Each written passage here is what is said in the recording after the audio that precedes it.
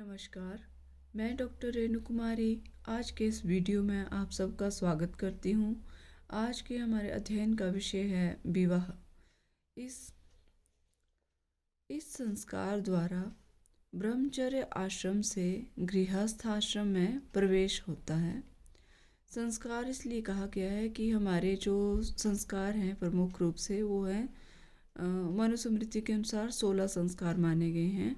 गर्भाधान, पुंसवन, सीमंतोनयन, इस तरह से उनमें से एक संस्कार है विवाह संस्कार भी है, तो इसलिए इसे संस्कार कहा गया है। तो इस संस्कार द्वारा ब्रह्मचर्य आश्रम से गृहस्थ आश्रम में प्रवेश होता है। यहाँ से व्यक्ति का समाजीकरण होकर उसके उत्तरदायित्वपूर्ण व्यक्तित्व का प्रारंभ होता है। विवाह शब्द का अर्थ व्युत्पत्ति की दृष्टि से ले जाना होता है। उद्वहनम नयनम अर्थात ले जाना। अतः विवाह का अर्थ हुआ वधू को उसके पिता के घर से विशेष रूप से ले जाना, विवाह कहलाता है। और विवाह के लिए प्रचलित शब्द हैं उद्वाह, परिणय, पाणी ग्रहण। उद्वाह मतलब ले जाना, जैसे कि अभी बताया मैंने, और परिणय जिसे फेरे लेना, अग्नि की परिक्रमा करके जो विवाह होता है इसलिए इसे परिणय भी कहा गया है विवाह को। और पाणी ग्रहण, जब पिता अपनी कन्या का जो कन्यादान करता है वहाँ, तो उसमें उसे कन्या का हाथ वर के हाथ में देता है, वो पाणी ग्रहण कहलाता है। इसीलिए विवाह को पाणी ग्रहण भी कहा जाता है। अब मनुस्मृति में विवाह के 8 प्रकार बताए गए हैं। मनुस्मृति के विषय में तो सब जानते हैं, तो मनुस्मृति में विवाह के 8 प्रकार बताए गए हैं। नंबर 1 है ब्रह्म विवाह। ब्रह्म विवाह, इसमें पिता योग्य वर को बुलाकर उसे वस्त्र आदि देकर सत्कार आदि करके कन्यादान करता है। वो कौन सा विवाह होता है? ब्रह्म विवाह। दैव विवाह। दैव विवाह में पिता एक यज्ञ का आयोजन करता था। ज्योतिषोम आदि यज्ञ के आरंभ होने में अच्छे प्रकार से कर्म करते हुए ऋत्विक के लिए वस्त्राभूषणों से शोभित कर कन्या को प्रदान किया जाना दैव विवाह कहलाता था या कहलाता है। तो कुछ विवाह ऐसे 8 विवाहों में जो प्रचलित में हैं, जो अब की परिस्थितियों के अनुसार जो किए जाते हैं वो हैं ब्रह्म विवाह, और आगे आएगा गंधर्व विवाह इत्यादि जो हैं वो प्रमुख रूप से अब प्रचलित हैं। इस तरह के विवाह जो हम पढ़ रहे हैं दैव विवाह जैसे, ये उस समय के अनुसार प्रमुखता से होते होंगे इसलिए इनका वर्णन है। परंतु हमारे जो विषय है पढ़ने का विवाह, तो इसके क्या क्या प्रकार हैं, कितने भेद हैं, और इसके विषय में हमें जानना आवश्यक है।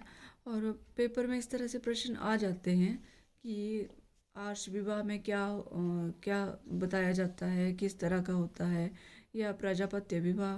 प्रमुख रूप से गंधर्व विवाह का प्रश्न आता है।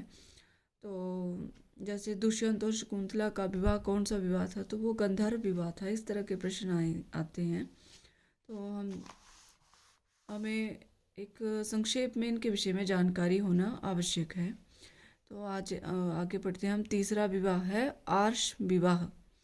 एक गौ और एक बैल या एक जोड़ा, गाय और बैल का एक जोड़ा, वर से यज्ञ आदि की सिद्धि के लिए अथवा कन्या के देने के लिए लेकर शास्त्र के अनुसार जो कन्यादान किया जाता है वह आर्ष विवाह कहलाता है।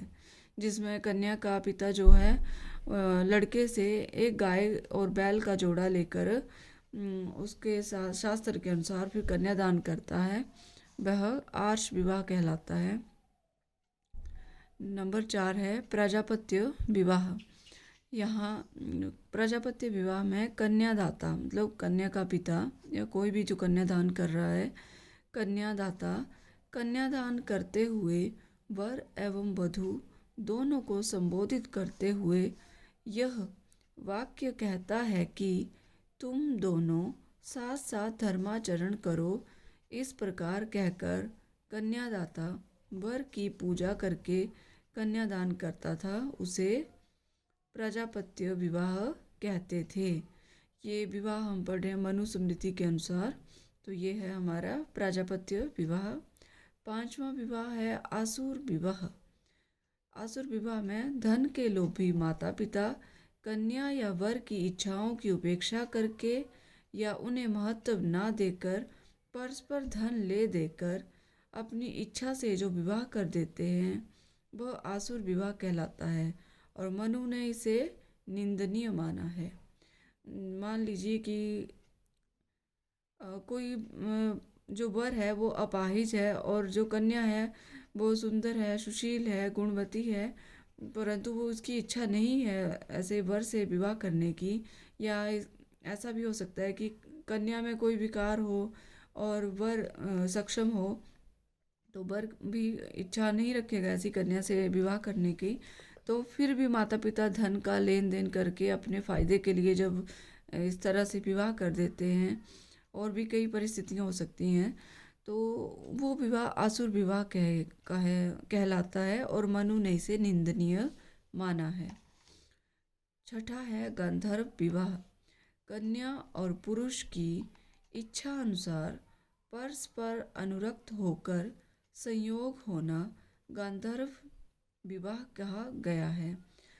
यह विवाह तो सब जानते हैं इस विवाह के विषय में, और आजकल ये विवाह ज़्यादा प्रचलित हैं, तो इसमें ज़्यादा बताने की आवश्यकता नहीं है। परंतु प्रश्न इस प्रकार से आ सकता है कि दुष्यंत और शकुंतला का विवाह कौन सा विवाह कहलाता है, तो उसमें ऑप्शन दे दिए होंगे 3-4।